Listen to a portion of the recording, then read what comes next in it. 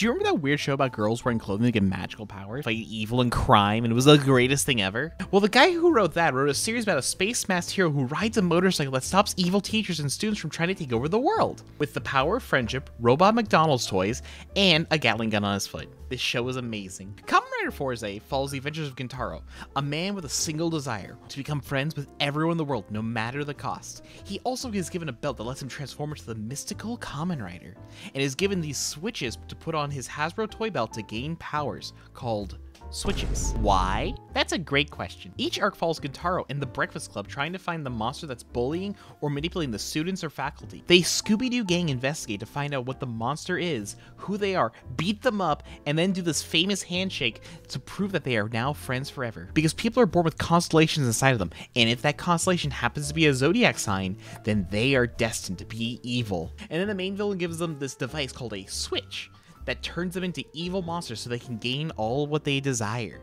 Normally power, riches, and sometimes... I did mention that Kazuki Nakashima wrote this, right?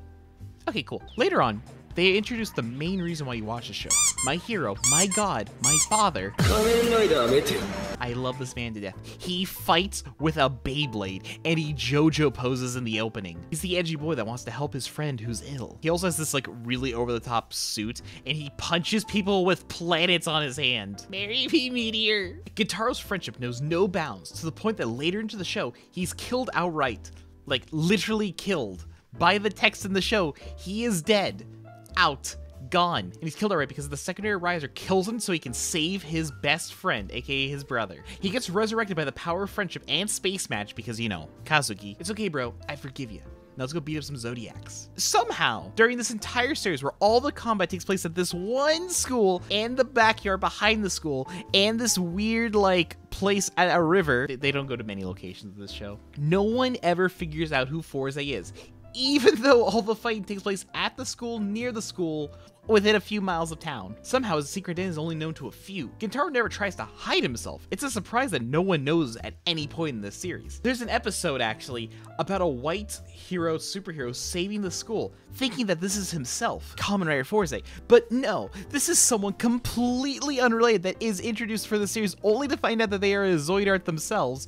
Gintaro, a man who knows nothing but the concept of friendship and does not know the concept of betrayal, decides to befriend this hero and joins the fan club where he meets this strange man who's dressed up like a swan, and it's amazing. The show's overall pretty episodic, where the heroes are building up to fight a main Zoidart at the end of each arc. Then they recruit people to join their Kamen Rider club.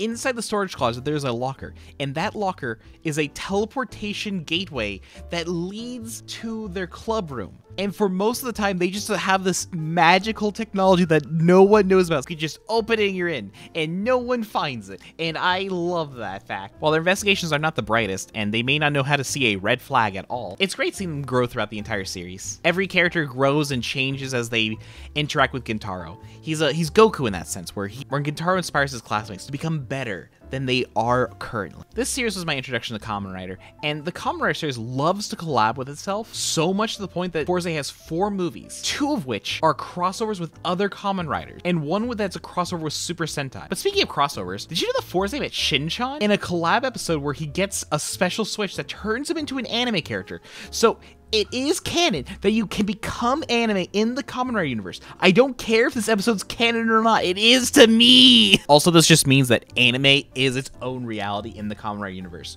which means, that's right, Kamen Rider is canon to Fortnite, because if anime is real, Dragon Ball's real, and we all know that Dragon Ball's canon to Fortnite. Don't add me, Twitter. Kamen Rider Fourze was the 40th anniversary of Kamen Rider and the 50th anniversary of landing on the moon. To celebrate both of these events, Kamen Rider Fourze was born. It was set to inspire kids to be excited about space and science. This show was originally going to be darker than it originally turned out to be. Japan was hit by a massive 9.0 earthquake, leaving 15,000 dead. The people that were working on Kamen Rider decided they wanted to make a show that would make the kids of Japan smile. Kamen Rider Fourze is such a joy. It's fun, it's cute, it's precious, it's stupid, it's over the top. If you enjoyed, like and subscribe.